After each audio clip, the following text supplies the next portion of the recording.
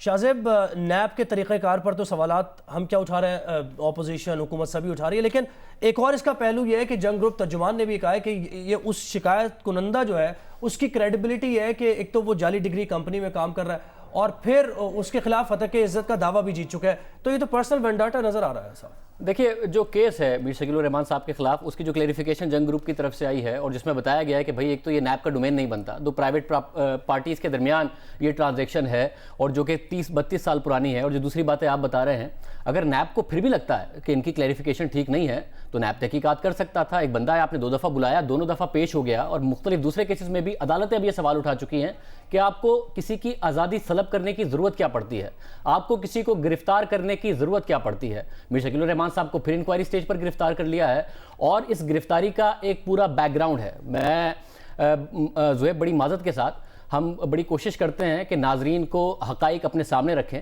इस वक्त जर्नलिज्म करना जो इस हुकूमत के आने के बाद और नैब की वजह से मुश्किल हो गया है, वो आज हक़ाइक़ मुझे आवाम के सामने रखने दें। और ये परसों तक की कम्युनिकेशन हम आपको बता रहे हैं कि नैब के केसेस पर रिपोर्ट करना कितना ज़्यादा मुश्किल हो गया है और जो कॉन्सिक्वेंस है वो किस तरीके से प्रेशराइज किया जाता है।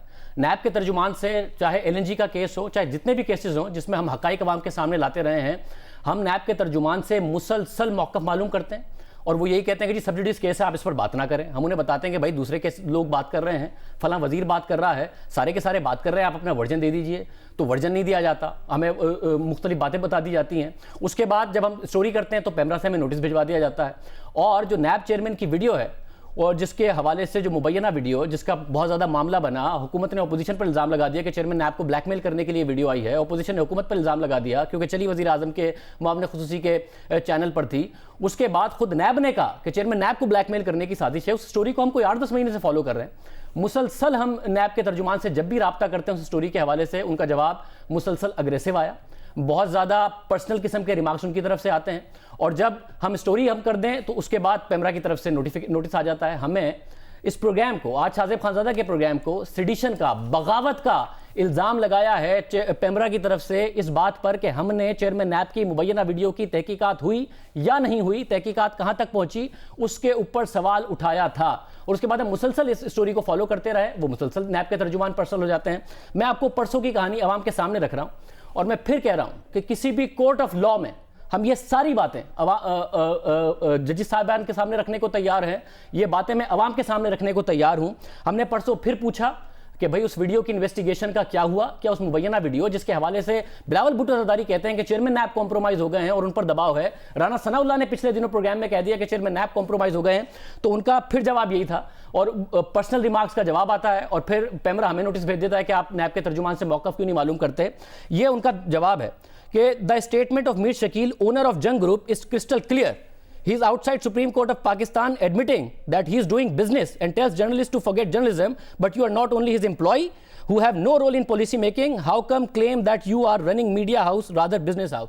ये फिर वही मीर शकील के हवाला कि आप हम मालूम कर रहे हैं मौक़िफ़ और हमें नैब तर्जुमान की तरफ से जवाब ये दिया जाता है। साथ में एक और हमने सवाल किया तो फिर कहा कि जो तैयबा गुल का केस है, अब ये बात नाजरीन बड़े गौर से सुने, ये नैब के तर्जुमान हैं और ये हमें जवाब दे रहे हैं। और किसी भी कोर्ट ऑफ लॉ में मैं ये फिर कह रहा हूं कि मैं प्रेजेंट करने को तैयार हूं, हमारे पास ये पूरा रिकॉर्ड मौजूद है। वो कह रहे हैं कि तैयबा गुल केस, जो कि मुबैना वीडियो है चेयरमैन नैब की जिसका सवाल उठा, वो कहते हैं कि हमने आपको भी जवाब दिया है और ये चीज़ हमने मीर शकीलुर रहमान से भी बार बार शेयर की है, मगर कोई फ़र्क नहीं पड़ता।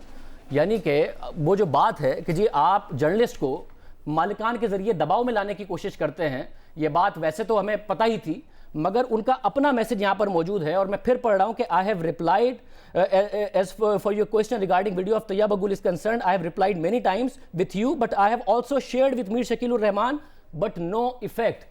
यानी आप खुद कह रहे हैं कि आप मालिकान के जरिए। फिर आगे नैब के तर्जुमान कहते हैं कि we strongly condemn the unprofessional and biased attitude of Geo towards NAB who is trying to tarnish the image of NAB as an institution.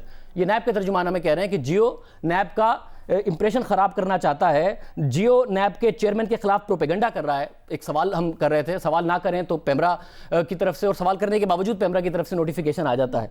फिर हमने मजीद सवालात किए तो हमें ये कहा गया कि पहले आप जियो के जो एम्प्लॉयज़ को तनख्वाह नहीं मिल रही है उसका मामला देख लें।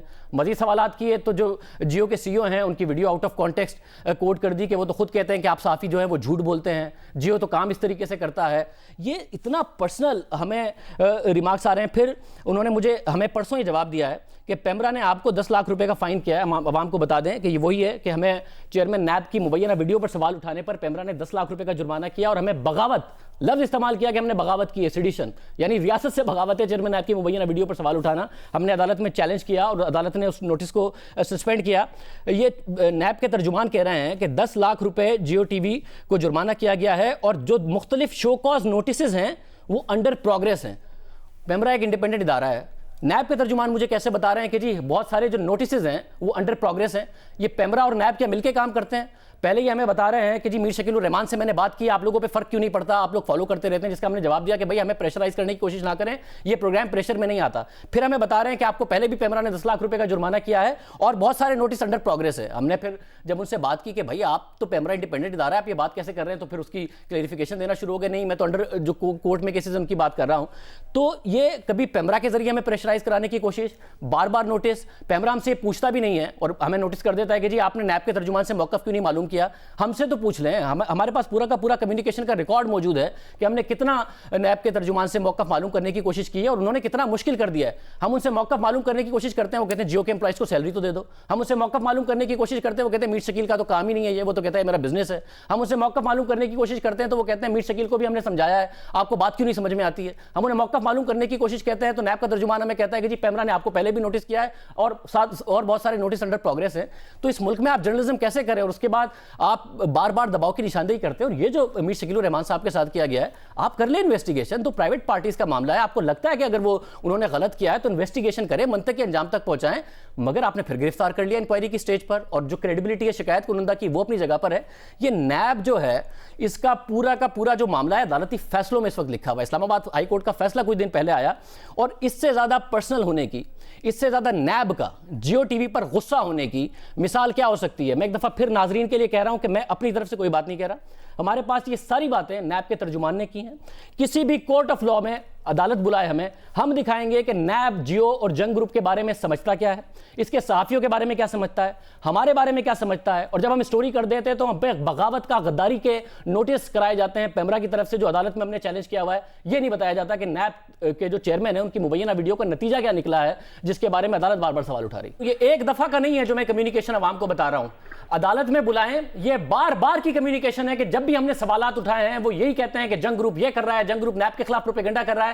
एलएनजी केस हमने सारे हकाइक अवाम के सामने रखे, उसके बाद देख लें अदालत ने क्या फैसला दिया है। बार बार की कम्युनिकेशन हमारे पास मौजूद है कि नैब किस तरीके से पर्सनल होता है जब भी हम उनसे मौकफ मालूम करते हैं, और पेमरा फिर भी हमें नोटिस करता है कि आप उनसे मौकफ नहीं मालूम करते हैं, और ये हमें बता रहे हैं कि और बहुत सारे नोटिस अंडर प्रोग्रेस हैं पेमरा की तरफ से आपके खिलाफ। शाहजेब, अभी आपने इस्लामाबाद हाई कोर्ट की लैंडमार्क जजमेंट का जिक्र किया, तो उसी से मुतल्लिक आपसे सवाल पूछना चाहूंगी।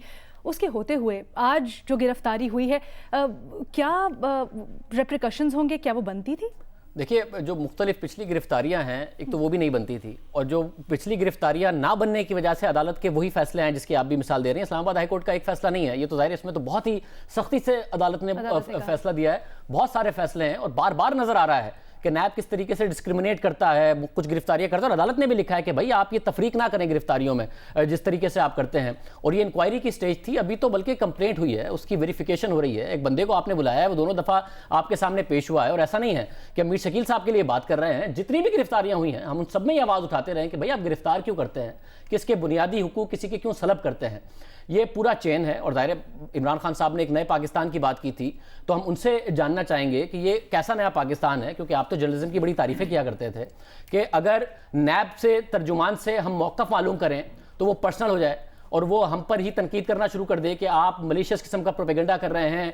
फिर और जब हम स्टोरी कर दें और उसमें सवाल उठाएं कि भाई चेयरमैन नैब की एक मुबैना वीडियो है जिस पर चेयरमैन नैब पर इल्जाम लग रहे हैं संगीन किस्म के, और अपोजिशन कह रही है कि ये कॉम्प्रोमाइज हो गए हैं, और जो केसेस हैं उनकी वो मिसाल बता रही है कि हुकूमत के खिलाफ कुछ नहीं करते और अपोजिशन के खिलाफ करते हैं। जब आप ये सवाल उठाएं तो आपको पेमरा 10 लाख रुपए का फाइन करे और साथ में आपको कहे कि आपने बगावत की है, और वो अखबारात में प्रिंट हो कि आपने बगावत की है। किसी इंसान के लिए कोई बहुत ज़्यादा आसान काम नहीं है। हम पे जब ये आया, आप फिर अदालत जाएं, पहले आप वकीलों के चक्कर काटें, फिर आप अदालतों के चक्कर काटें, फिर आप नैब के तर्जुमान से अगली स्टोरी का मौक़िफ़ मालूम करें तो उसकी बातें सुने कि जियो तो तनख्वाह नहीं देता, जियो तो प्रोपेगेंडा कर रहा है, उनकी सारी बातें सुने, फिर आप स्टोरी करें, फिर पेमरा का एक नोटिस आ जाए कि आपने तो उनका मौक़िफ़ नहीं मालूम किया। पेमरा हमसे पूछ ही नहीं रहा कि भाई हमने मौक़िफ़ मालूम किया है, उन्होंने हमें इतनी सारी बातें सुना दी हैं, उन्होंने हमें सुनाया है कि हम तो तनख्वाह नहीं देते, उन्होंने हमें सुनाया है कि पता नहीं मीर शकील से भी हमने बात की है, ये सारी बातें सुनाई है। पेमरा हमारी नहीं सुनता। फिर अदालतों का हम सामना करें, वकीलों का हम सामना करें, ये ऐसे कैसे जर्नलिज्म हो सकता है? मैं तो बहुत अरसे से हम इसको भुगत रहे थे। मैं तो बहुत अरसे से चाहता हूं कि अवाम के सामने ये बातें सामने आए। परसों की कम्युनिकेशन मैंने अवाम के सामने रखी है कि उन्होंने किस तरीके से पर्सनल होकर सारी बातें की हैं और ये भी कहा है कि जी हमने आपके बारे में मीर शकील उर रहमान से भी बात की है, मगर कोई फायदा नहीं होता। और 2 दिन बाद आपने मीर शकील उर रहमान को गिरफ्तार कर लिया। एक बात मैं ऐड कर दूं, देखिए, जब ये केस साबित नहीं होगा तो मेरी बात भी सही साबित हो जाएगी। ये पूरा का पूरा चेन है, यह चेन है जिसमें आप सहाफ़ियों को मजबूर करने की कोशिश करते हैं, पहले ज़ाती तौर पर उन्हें पैगामात भिजवा के, फिर पेमरा के ज़रिए उन्हें नोटिस करा के, फिर मालिकान को डरा धमका के, और उसकी जो अल्टीमेट चीज़ आपने की है वो ये है कि आपने मालिक को गिरफ्तारी कर लिया है और आपको लगता है कि फिर ये सारे के सारे सहाफ़ी प्रेशर में आ जाएंगे। जियो, जंग ग्रुप और यहाँ के जो सहाफ़ी हैं, चाहे वो उमर चीमा हों, अंसार अब्बासी हों, शाहजेब हों, हामिद मीर हों, मुनीफ फारूक हों, किसी की स्टोरी रुकेगी नहीं। चाहे आप मीर शकील उर रहमान साहब को गिरफ्तार करें और फिर गिरफ्तार करके रख लें। जब इन्होंने परसों हमें कहा ज़ुहैब कि हमने मीर शकील से भी बात की और कोई फ़ायदा नहीं होता, उस वक्त भी हमने ये जवाब दिया और मैं फिर कह रहा हूँ, मैं कोर्ट ऑफ लॉ में दे सकता हूँ कि हम अपनी बात कर सकते हैं। आपके मैसेज से साफ नज़र आ रहा है कि आपने मीर शकील उर रहमान को अप्रोच किया हम पर दबाव डालने के लिए ताकि ये स्टोरी रुक सके। ये आप साबित हो रहा है कि आप हमें प्रेशराइज करना चाहते हैं, एक आज़ाद प्रोग्राम को प्रेशराइज करना चाहते हैं। हम ये बात पेमरा में भी साबित करेंगे, अदालत में भी साबित करेंगे कि हमने आपको आपके वर्जन के लिए अप्रोच किया, अपनी प्रोफेशनल ड्यूटी पूरी की, मगर आप हमें प्रेशराइज करते रहे। मगर हम आपको ये बता दें कि हम प्रेशराइज नहीं होंगे। तो आपने पहले मीर शकील उर रहमान साहब से बात करके हमें प्रेशराइज कराने की कोशिश की, नहीं हुए। आपने उन्हें गिरफ्तार कर लिया, तब भी नहीं होंगे। और ये बात सही साबित होगी कि ये पूरा चेन इफेक्ट है जिसमें जातियात से लेके पेमरा को इस्तेमाल करने से लेके नैब को इस्तेमाल करके गिरफ्तार करने से लेके आपने साफियों को रोकने की कोशिश की है, कोई नहीं रुकेगा। और मैं फिर बार बार कह रहा हूँ कि ये पूरी कम्युनिकेशन, और जाहिर है दूसरे साफियों के पास भी, जितने भी जंग ग्रुप के हैं, उन्हें ये दबाव का सामना होगा, उनके पास ये पूरा रिकॉर्ड होगा, जंग के मालिकान के पास पूरा रिकॉर्ड होगा, मैनेजमेंट के पास पूरा रिकॉर्ड होगा। ये कोर्ट ऑफ लॉ में देने को तैयार। शाहजेब, ऐसे ही सवाल ये आता है कि जब से पीटीआई आई है दोबारा से, उससे पहले भी जब उन पूरी इलेक्शन कैंपेन अकाउंटेबिलिटी के ऊपर बेस थी, कहते हैं हम नया पाकिस्तान बनाएंगे, हम अकाउंटेबिलिटी लेके आएंगे, तो हम जैसे यंगस्टर्स तो बड़े होपफुल थे। लेकिन मीडिया एक बहुत बड़ा अहम फैक्टर है अकाउंटेबिलिटी में और चीज़ों को दिखाने में, जिस तरह वो हैं। इस तरह की चीज़ों से, इस तरह की कार्रवाइयों, जैसे शाहिद खान अब्बासी भी इल्ज़ाम लगा रहे हैं, कितना मुतासिर होगा ये सब और यंगस्टर्स को मैसेज क्या जा रहा है? देखिए, अकाउंटेबिलिटी का तो जो नारा था वो तो अब खुद हुकूमती वज़रा कह रहे हैं कि जो एहतसाब था, एक वज़ीर ने, शेख रशीद साहब ने तो ये भी कहा कि एहतसाब और इंतकाम की वो बात कर रहे थे कि एहतसाब इंतकामी बन के रह गया और अब ये इंतकाम इस हद तक पहुँच गया कि मीडिया पर भी चढ़ दौड़ी है ये हुकूमत नैब के ज़रिए। और दायरे सवाल उठता है, एहतसाब के मामले में खान साहब का ट्रैक रिकॉर्ड दावों की हद तक ज़रूर है, खैबर पख्तूनख्वा में नहीं कर पाए वो, उन्होंने एहतसाब कमीशन बनाया। अब उनके वहाँ के वज़ीर शौकत अली साहब जो इन्फॉर्मेशन मिनिस्टर थे, वो कहते थे कि अच्छा भाई ये इदारा बंद ही हो गया, कितने दावे करके बनाया था। उसके बाद वज़ीर आज़म ने इलेक्ट होते ही कहा था कि एहतसाब मुझसे शुरू होगा और मेरी काबीना से शुरू होगा। कोई एक वज़ीर बता दें जिसके खिलाफ तहकीकात आगे बढ़ने दी गई हो। एक वज़ीर है खुसरो बख्तियार साहब, उनकी जो तहकीकात हैं वो नैब ने मुल्तान से लाहौर शिफ्ट कर दी है खामोशी से। नैब के तर्जुमान को हमने मैसेज किया, उन्होंने कहा हमारे इल्म में नहीं है। 3 दिन 4 दिन तक पूछते रहे, उन्होंने कहा मुझे अभी भी पता नहीं, उन्हें पता ही नहीं है। 4 दिन हो गए, उन्हें पता ही नहीं है कि खुसरो बख्तियार साहब की वो तहकीकात शिफ्ट हो गई हैं। जो चीनी का बहरान आया और गंदम का बहरान आया, अब 40% स्टेक जिनके पास है चीनी का, वो तो हुकूमत में है या फिर वज़ीर आज़म के दोस्त हैं। मगर वज़ीर आज़म सहाफ़ियों से मिले, उन्होंने कहा नहीं, जहांगीर तरीन का और खुसरो बख्तियार का कोई ताल्लुक नहीं है इस चीनी के बहरान से। तो वो अपने साथियों को क्लीन चिट देते हैं। अभी तक जो 2 मुकम्मल तौर पर केस, एक क्लोज हुआ है और एक बरी हुआ है, 2 केसेस है। एक बाबर इवान साहब का हुआ, वो उसी अरशद मलिक साहब ने बरी किया उन्हें, जिन्होंने नवाज शरीफ साहब के को कन्विक्शन की और मरियम नवाज उनकी वीडियो लेके आई थी, तो वो बाबर इवान साहब का केस है जो कि वज़ीर आज़म इमरान खान साहब के बहुत करीब है। दूसरा केस है कि इंक्वायरी बंद की, वो किसकी की? जुल्फी बुखारी साहब की नैब ने गिरफ्तार किया, जुल्फी बुखारी साहब को नहीं किया, मगर गिरफ्तारी की है, कर दी। दूसरों को गिरफ्तार, इंक्वायरी के और बल्कि कंप्लेन वेरिफिकेशन स्टेज पर कर लिया मीर शकील उर रहमान साहब को। जुल्फी बुखारी साहब की इंक्वायरी बंद कर दी, उनको गिरफ्तारी नहीं किया गया। तो ये सवाल उठता है कि इमरान खान साहब के जो मुखालिफ है एहतसाब उसके लिए है, और वो भी इंतकाम की सूरत में है, जो कि शेख रशीद साहब ने बड़े तरीके से अपने में बात की थी कि एहतसाब तो है नहीं, मुल्क में इंतकाम है, और इंतकाम उसके लिए है जो वज़ीर आज़म इमरान खान के साथ नहीं है या उन पर तनकीद करता है।